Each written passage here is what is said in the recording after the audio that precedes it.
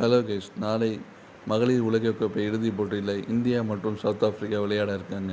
India Australia மாதிரி ஒரு champion சைடை ஹையஸ்ட் ரன் சேஸில் பீட் பண்ணி ஃபைனலுக்கு வந்திருப்பாங்க. அதேமாரி சவுத் ஆஃப்ரிக்காவும் இங்கிலாந்து மாதிரி ஒரு பெரிய சாம்பியன் சைடை பீட் பண்ணி வந்திருப்பாங்க. இந்தியா செமிஃபைனலுக்கு முன்னாடி 3 மேட்ச் தோற்றுருப்பாங்க.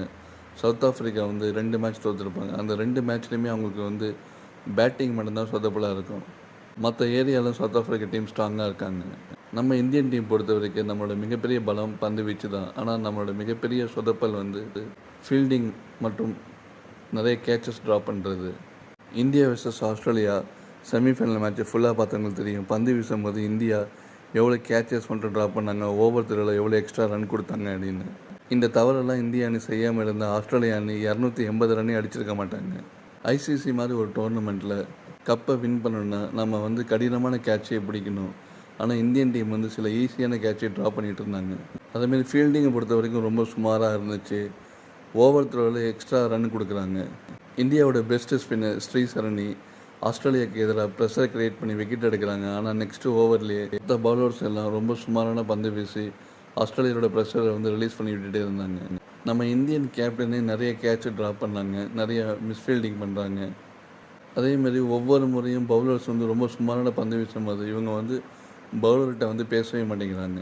இந்தியாவோட இன்னொரு ஸ்பின்னர் ராதா எலிசாபுரியோட விக்கெட் எடுக்கும் போது கரெக்டாக ஸ்டெம்ப் டு ஸ்டெம்ப் போட்டு 83 கிலோமீட்டர் ஸ்பீடில் சூப்பராக அந்த விக்கெட் எடுப்பாங்க.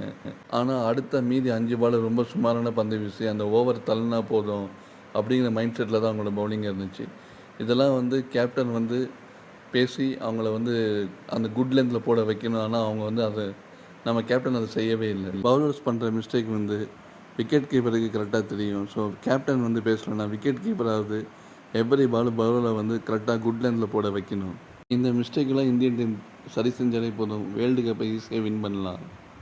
ஐசிசி டோர்னமெண்ட்னா சவுத் ஆஃப்ரிக்கான்னு கொஞ்சம் ப்ரெஷராக இருப்பாங்க.